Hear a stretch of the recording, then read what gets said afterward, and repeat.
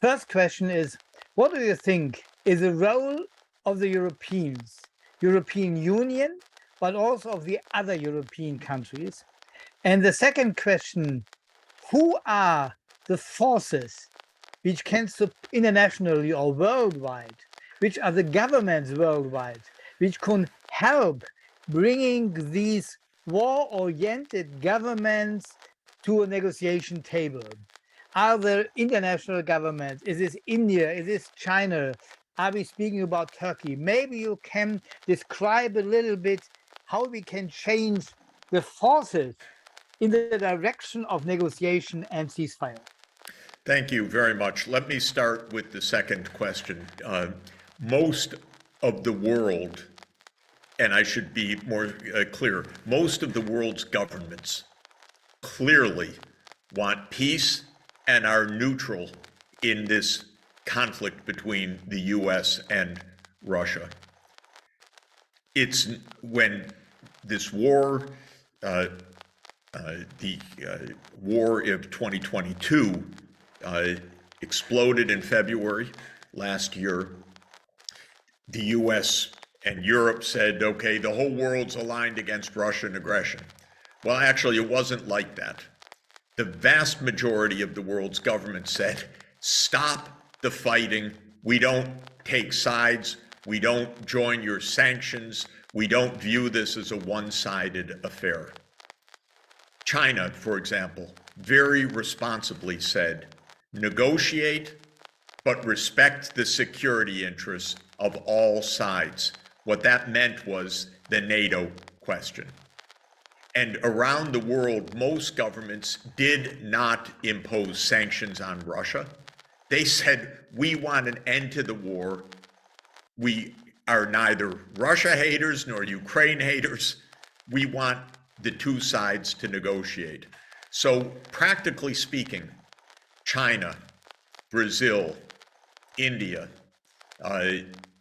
South Africa, the so-called BRICS countries, together with Russia, those countries are major voices for peace and negotiation, and they should continue to say very clearly that their vision is not to side with one side or the other side, but to side with negotiation and peace. And India has a special role to play. Not only is it a great country and a civilization and 1.4 billion people, but it's the presidency of the G20 this year. And so India has plenty of opportunity to push hard for peace and negotiations. Brazil will host the G20 next year. President Lula is very clear that what is needed right now is not military victory on the battlefield. This is a reckless illusion. What is needed is negotiations and an end to the NATO enlargement. And Brazil will be president of the G20 next year. South Africa, which has said the same, will be president of the G20 in 2025. So I believe that these countries have a huge role to play. I think the African Union should make a strong statement that Africa is being endangered by this war. Africa views this war as a tragedy and an unnecessary one, and as a solvable one as well. So the African Union, I believe, should stand up and be clear. This is the time for peace and for negotiations. Turkey, in my mind, gets a special commendation because President Erdogan has worked very hard during the past year, and his very skillful foreign ministry has worked hard to try to mediate between the two sides. It's not easy to do, but of course, Turkey knows the Black Sea area very well indeed, and should be able to play a very important role. But I would say there's not a government in the world that can't contribute to the momentum of demand for negotiations by saying to the big powers, we do not agree with the approach of winning on the battlefield, because that endangers the whole world. Of course, first and foremost, Ukraine, but actually the entire world with nuclear war. And we demand, therefore, a negotiation now. How can they even think to send tanks right now without even mentioning the word negotiations? Shame on them. Shame.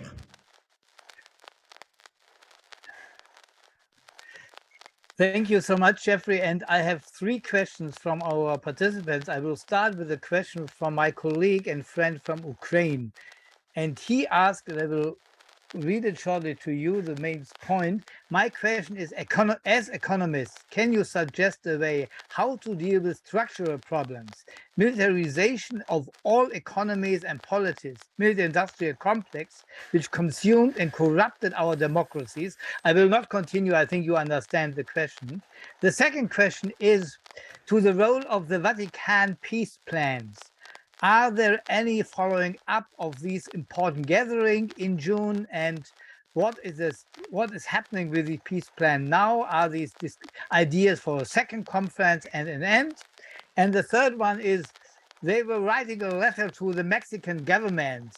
What do you think about the Mexican peace plan, the ideas of the Mexican Foreign Ministry, presented to the United Nations in the name of the President of Mexico? So what do you think about the role of Mexico?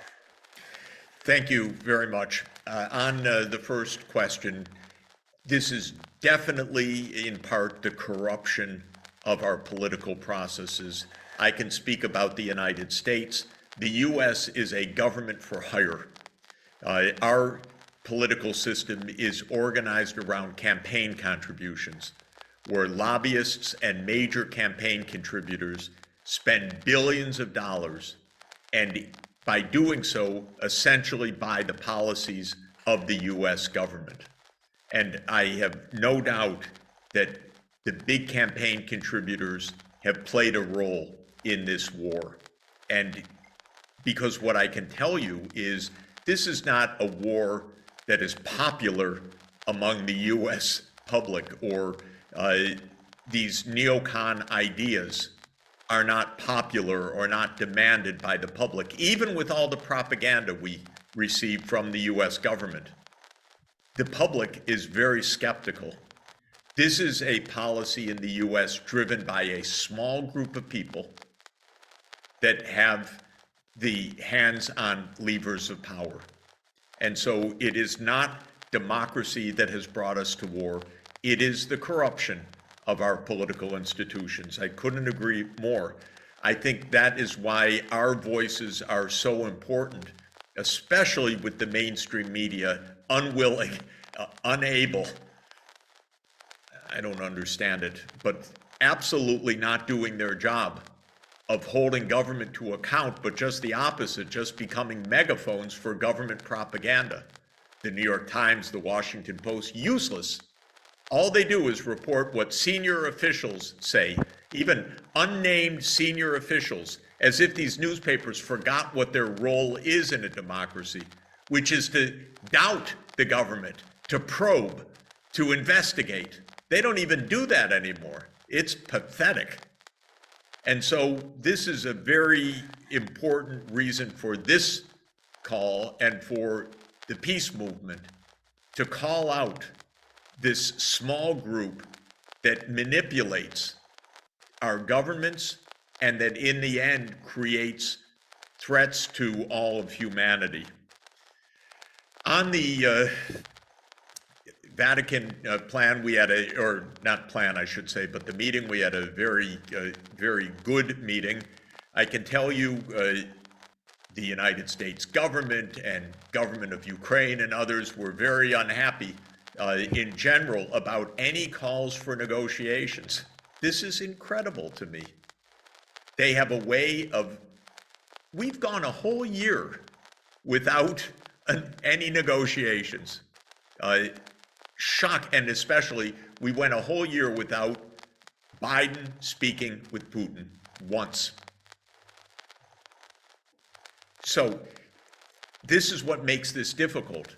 The governments, I mean, these governments, these belligerents in the hands of these neocons, don't want to talk, and they try to beat down anything we say, and the media beat down the mainstream media beat down the message, though the message is getting through more and more because it's the official narratives are so phony and so much propaganda that more and more channels are finding ways to see the truth, and I think that that's an important development. So I'm trying to think of every way to amplify what we're saying and doing, and I'm open to all suggestions.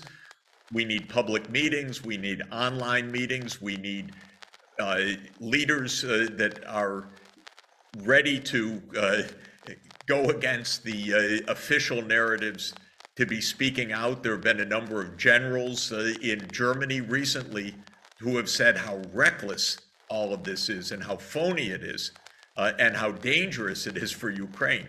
And that's very important to hear more of those voices. The government of Mexico, I know, has been pursuing the idea of peace commission and high-level peace, and I think being very practical right now of not only peace in principle or in general, but peace in Ukraine would be very helpful and timely. And if AMLO, the president of Mexico, and President Lula, for example, within the Americas work together, there are many other like-minded leaders in the Americas. And the Americas, the countries of Latin America, could speak out very, very clearly. It would put the US, it would force the US to listen. This is important. The neocons get away with it if they dominate the narrative. But if other governments are saying, no, that is dangerous, that's wrong, then they can't dominate the narrative. And so this is why it's so important for governments like Mexico, which is also a member of the G20, to speak out clearly. And for like-minded countries that are not, and let me put it this way, not part of the US alliance, and that means that outside of NATO, outside of the US military alliance in Asia, the rest of the world, that's the vast majority of countries, those countries have to say, we are on neither side, we are for peace, and to be very clear about that.